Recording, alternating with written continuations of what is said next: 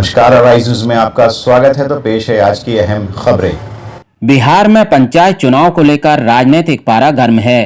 पंचायतों के वर्तमान मुखिया जहां अपने काम के सहारे जनता की अदालत में जा रहे हैं, तो वहीं नए उम्मीदवारों के पास विकास को लेकर अपनी योजनाएं हैं। एराइज न्यूज अपने दर्शकों को विभिन्न पंचायतों से रिपोर्ट दिखा रहा है। इसी क्रम में आज हम पहुंचे सीवान जिले के दरौंदा प्रखंड की कोणारी कला पंचायत, जहां भावी प्रत्याशी के रूप में रविंद्र साहा चुनाव मैदान में हैं।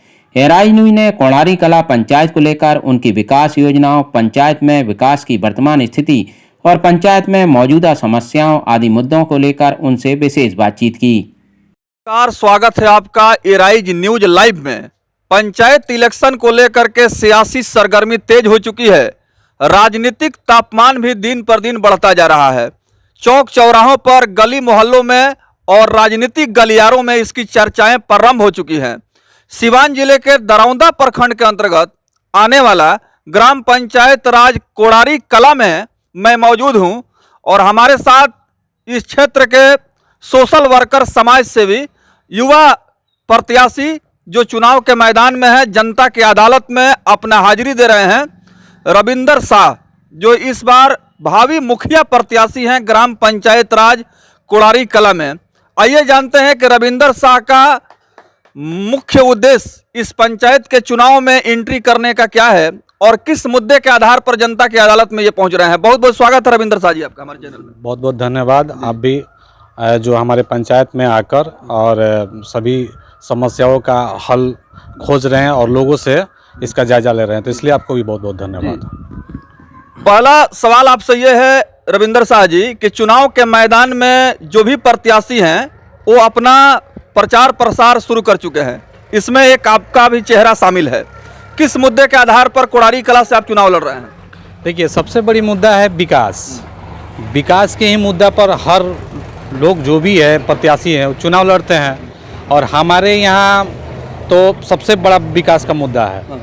और विकास के मुद्दे में देखिए, हमारे यहाँ आपसे पहले भी हमने बताया कि यहाँ एक चौक लीला सा के पोखरा पे 5 साल पहले हमारे यहाँ भोला सा मुखिया रहे। इसके बाद 5 साल अभी प्रेजेंट जो मुखिया है हमारे मोहन शाह, इन लोगों ने आज तक एक शौचालय तक का निर्माण नहीं किया, जो कि वहाँ पे सरकारी ज़मीन काफ़ी उपलब्ध है।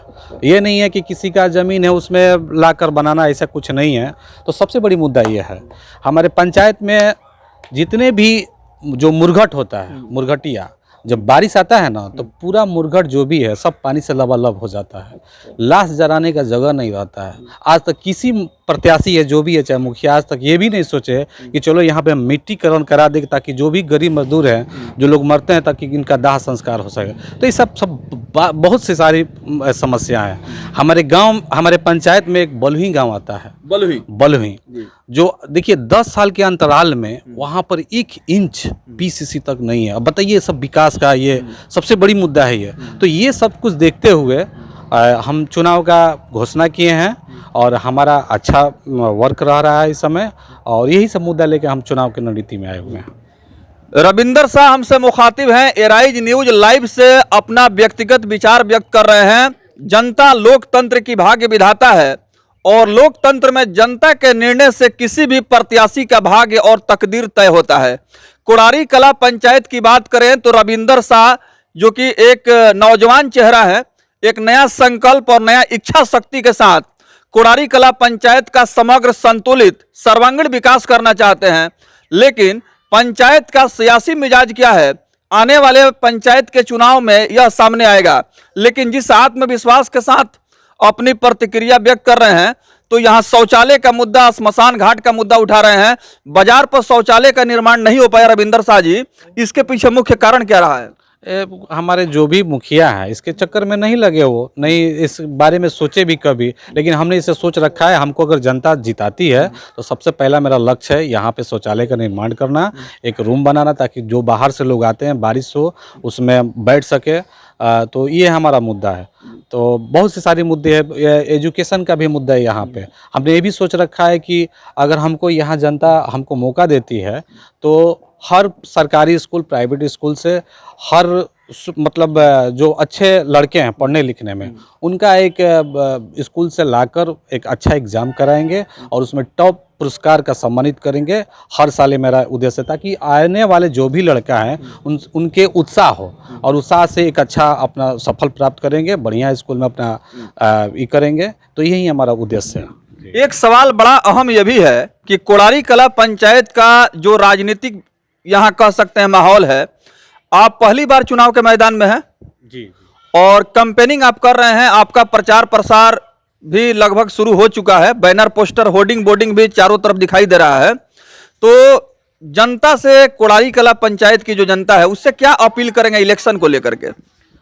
देखिए, हम जितने भी हमारी जनता है, हम उनसे रिक्वेस्ट करें कि हमको एक बार मौका दिया जाए और उनके हम खरे उतरेंगे। जो भी उनके लिए जो विकास है, जैसे राशन कार्ड हुआ, पेंशन योजना हुआ, ये हम घर जाकर कराएंगे, ताकि उन लोगों के हमारे पास नहीं आए, हम उनके घर जाएंगे और अपना जो भी हमसे होगा इनके लिए करेंगे। और इसी होल्डिंग के साथ हम लोगों से जुड़ रहे हैं और अपना होल्डिंग कर रहे हैं और मुझे अच्छा रिस्पांस मिल रहा है।